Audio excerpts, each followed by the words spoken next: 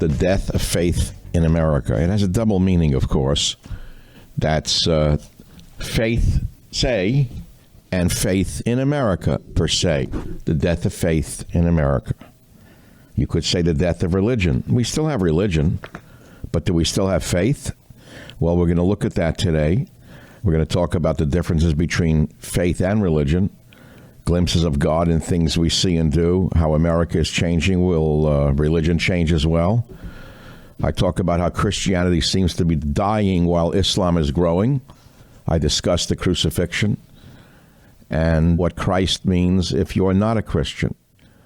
I talk about my older days, my travels to the South Pacific Islands collecting medicinal plants and how they had a deeper meaning that I may or may not have known at the time.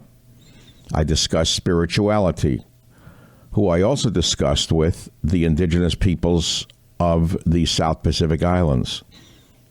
I tell you that all good religions teach do unto others as you would have them do unto you. There's not a religion on earth that does not teach that except one. I don't have to tell you which religion that is.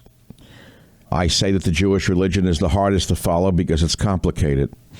I look at the Ten Commandments from a deeper point of view, a deeper look at the Ten Commandments. I discuss the meaning of the Garden of Eden.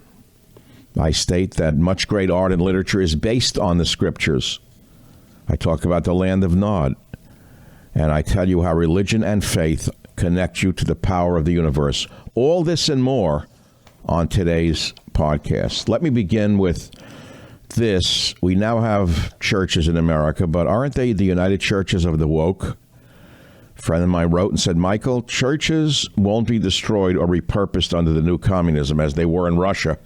Rather, communism is the new religion, and the churches, their indoctrination facilities. Warped, woke Bible interpretation is really communist indoctrination. The plague spreads. It's a full-on attack on every institution. And we ask, what is next? Evil knows no limits. You know, we know evil knows no limits, but we don't know what those limits are, if they exist at all. What began with Karl Marx and the Unitarian Church is now infecting traditional churches as well. You have to go back to the schizophrenia of Christianity itself. Faith versus good works, which is an ambiguity that goes all the way back to the disciples and early councils. Faith is about personal belief and a relationship with Jesus, confession, salvation, while good works is about living your life as the man Jesus supposedly did. While Henri Saint-Simon appears to be a good works type at a time when Christianity was almost entirely faith-based, which is the dominant interpretation over the centuries. And then what happened in the 20th century, the faith interpretation took a beating from science.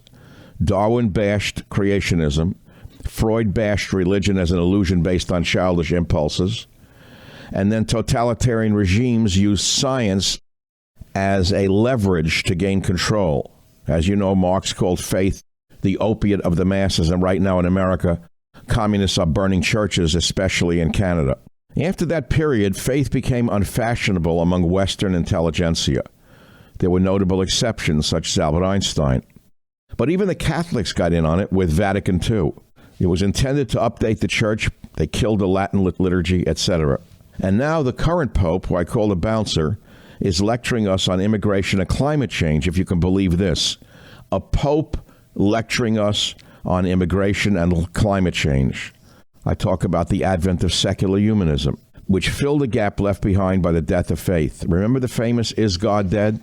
And then along came the thoroughly secular Unitarian Church, the main front organization for secular humanism, atheists with children. Their tenets contain not even a hint of faith. The inherent worth and dignity of every person is what they say. Justice, equity, and compassion in human relations. Acceptance of one another and encouragement to spiritual growth in our congregations. A free and responsible search for truth and meaning. The right of conscience and the use of the democratic process within our congregations and society at large, they say. The goal of world community, with peace, liberty, and justice for all. That's the Unitarian Creed. Respect for the independent web of all existence, in which we are all a part. And then, of course, the tenet that drives it all is that poor people are good and rich people are bad. This flows directly from the good works interpretation I told you about earlier. Jesus supposedly says to his disciples, "Truly I tell you, it is hard for someone who is rich to enter the kingdom of heaven. Again, I tell you, it is easier for a camel to go to the eye of a needle than for someone who is rich to enter the kingdom of God." Matthew 19:21-24. And now we arrive at a new place, the worship of technology. These days, everyone carries an iPhone. Everyone is an intelligentsia wannabe. Education, everyone is supposed to be brainwashed in a college. Technology today is where the high priest is the high-tech guru. Faith is falling even more and more out of fashion than ever before. And so what began with Karl Marx and the Unitarians is now infecting traditional churches. Now let's go into the issue of the death of faith in America right here on the Savage Nation podcast.